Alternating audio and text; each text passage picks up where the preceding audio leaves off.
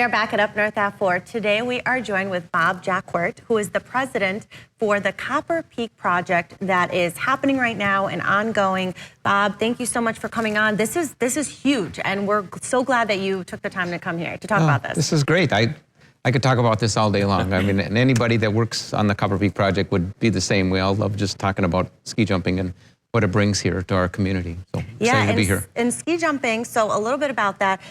Ski jumping, like, what's the difference? Like, what happens with, like, is it the same as skiing normally, or do you jump off something as big as what you see here? So that's that behind us. I think it's behind us is the largest ski jump in North America. Wow. It's the 5th or 6th largest in the world.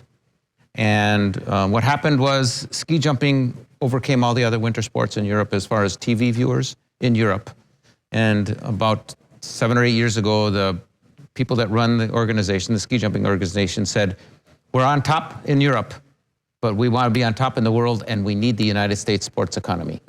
And they're just teased by what we pay our football players and everything that. They just blows their mind. So they said, let's bring it back in the United States, and let's use the big ski jump called Copper Peak as our way in to really getting the world excited in the United States audience excited about ski jumping. And so they came to us, and that's how this journey began. So what I'm hearing you say is the sport is expanding.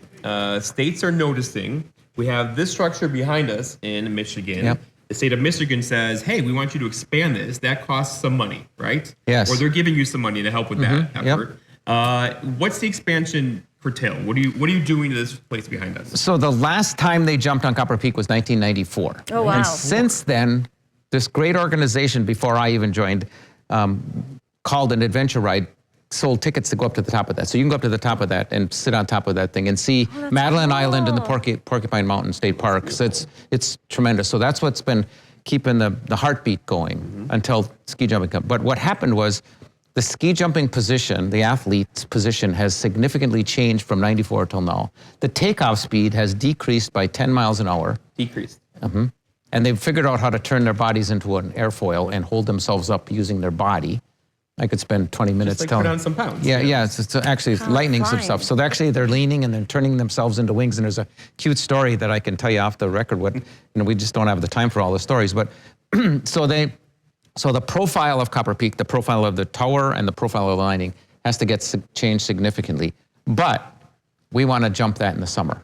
Okay. They want to bring that in summer when the winds aren't as bad, when the audiences have more fun, and what the big expense is to take the landing, which is basically the size, almost the square meters of a football field. It's on a 38-degree angle in Ironwood, Michigan. Which is roller coaster. And pour a 5-inch cement slab on top of that.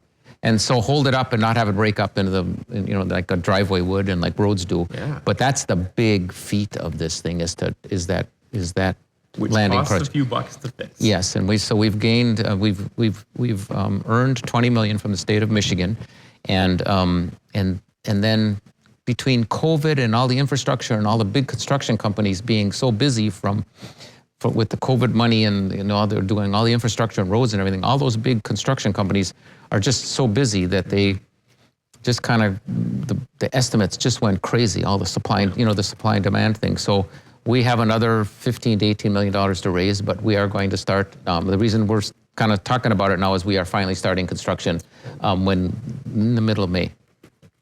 Okay, well, we're going to get more into that. We will talk more about the summer and the winter as well, and also the landing over here, what Jeff has. Fun. We're going to get into that. Stick the landing. Yes, Yes, stick that. So we'll be right back after this break.